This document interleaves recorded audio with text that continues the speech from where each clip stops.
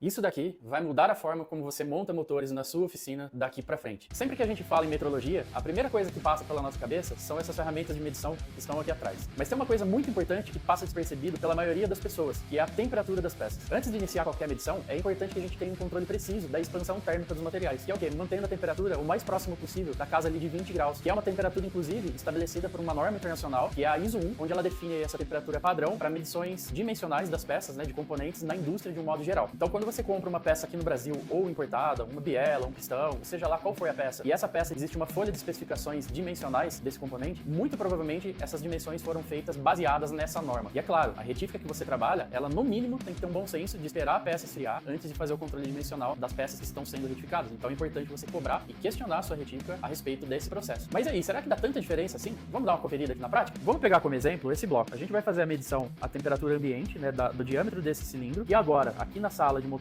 com o ar-condicionado ligado, a gente conseguir estabilizar em 24 graus. Então, o que eu vou fazer? Eu vou pegar um ponto aqui do cilindro, vou zerar o relógio comparador, e aí a gente vai ter a nossa medida de controle para 24 graus. Então agora eu vou aquecer esse bloco, eu vou aquecer esse cilindro com uma pistola de ar quente até mais ou menos a 40 graus, e depois a gente vai fazer a comparação para a gente ver a diferença.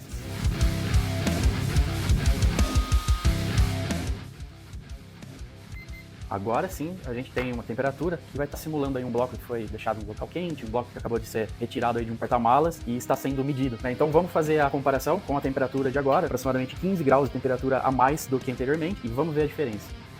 Aproximadamente 1 centésimo e meio de diferença com a medição anterior, ou seja, esse cilindro ele expandiu cerca de 1 centésimo e meio com 15 graus de temperatura a mais. Vamos fazer mais um exemplo aqui? Agora com esse pistão. Para fazer a medição da temperatura aqui do pistão, a gente vai usar um multímetro com um termopar, já que o termômetro digital não funciona muito bem com peças muito reflexivas. Então vamos colocar ele aqui na função de temperatura, cerca de 27 graus, 28 graus. Essa temperatura ela tá fora do que seria o ideal para a gente fazer a medição, mas o que importa é a gente ter uma diferença e comparar o antes e o depois. Vamos então aqui com esse micrômetro fazer a captura aqui da medição da saia, na altura aqui que o fabricante especifica. Então a gente tem aqui cerca de 81,43 milímetros de diâmetro.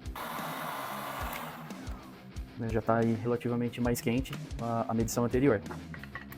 81,46,5, ou seja, esse pistão cresceu cerca de 3 centésimos, apenas subindo aí um pouquinho mais do que 10 graus de temperatura. A gente teria aí um erro de 3 centésimos apenas pelo pistão estar um pouquinho mais morno, Ou seja, acabaria totalmente com a qualidade das suas medições. Bom, espero que ter conseguido contribuir um pouquinho mais com o seu conhecimento sobre mecânica, e se você gosta desses conteúdos mais aprofundados sobre motores, já deixa o seu like e segue a FR Motorsport aqui no Instagram para não perder mais conteúdos como esse.